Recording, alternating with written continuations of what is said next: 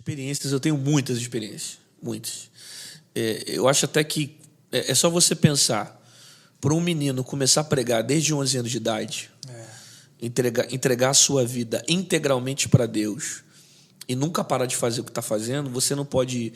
Não é uma coisa que alguém coloca na tua cabeça, vai lá pregar o evangelho e volta. Então, são experiências verdadeiras, assim, genuínas, que eu vivi desde muito cedo, né?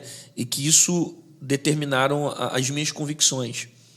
Até quando eu fiz teologia, eu fiz faculdade de teologia, eu fiz pós-graduação em cultura de Israel, história judaica, eu sempre falava para os professores de qualquer coisa que eu ouvisse, porque a teologia confronta muito o que a gente aprende, né? Fica o tempo todo batendo de frente. E eu sempre falava, tudo que eu estou ouvindo aqui, nada disso muda as minhas convicções. Porque o que eu vivi com Deus foi muito além do que a gente aprende na teoria. Quando você vive algo real... Não tem nada que pode separar você da fé. É o que Pedro fala. O que pode me separar do amor de Jesus? Nada pode me separar, né? Então, essas experiências elas são necessárias da gente viver com o Evangelho para que você não tenha uma fé superficial, somente vindo na igreja, assistindo um culto e voltando para casa. Não. Você tem que viver o Evangelho dentro da sua casa. Você tem que ver o poder de Deus no meio da sua família, né? Você tem que ver a transformação dos seus parentes.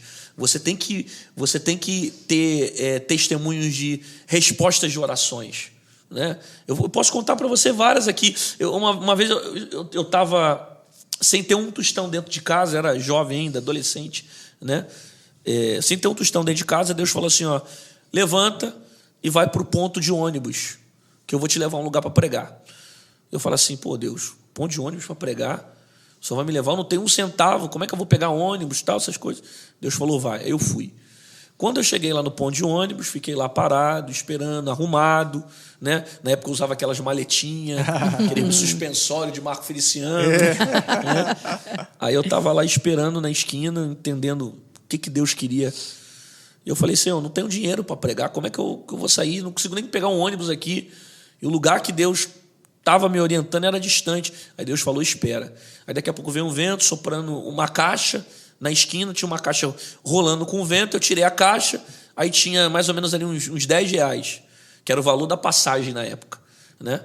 Há muitos anos atrás. Eu peguei o dinheiro, fui na igreja, deu para ir e deu para voltar. E naquele dia ali Deus salvou pessoas, Deus libertou pessoas. E eu fico vendo, são experiências únicas. Não tinha um tostão, Deus mandou ir, providenciou o dinheiro. Né? Eu tenho outros testemunhos também. Uma vez eu parei no hospital desmaiado com apendicite. E foi necessário fazer uma cirurgia rápida, tinha que fazer uma cirurgia de forma urgente, porque os senhores conhecem e sabem que quando um apêndice está inflamado, a probabilidade de uma morte, né, é muito grande. Aí me colocaram num quarto separado, tal. Minha mãe estava no outro quarto, né, ainda era garoto também. Eu fiquei naquele hospital para fazer ali aquela cirurgia de forma obrigatória. Quando foi de madrugada, eu tive uma visão de um anjo entrando na janela, abrindo a altura do meu estômago aqui. Na época eu nem sabia dizer o que era apêndice, era muito novo ainda. Ele fez um corte, mostrou para mim como se fosse um saquinho pequenininho, né? E saiu pela janela.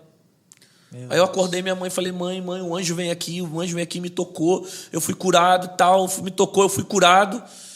Aí minha mãe também glorificou o Senhor, né? Minha mãe também sempre muito fervorosa. Quando foi de manhã, o cirurgião veio me operar, colocou a mão sobre o meu corpo, né? Para identificar se a apêndice estava inflamada, e falou, você é paciente de apendicite? Não, você não é paciente não. Aí começou a apertou, falou, não estou achando. Manda trazer o exame do garoto. Aí eu tinha feito um exame assim que eu cheguei. Quando eu cheguei, deu apendicite.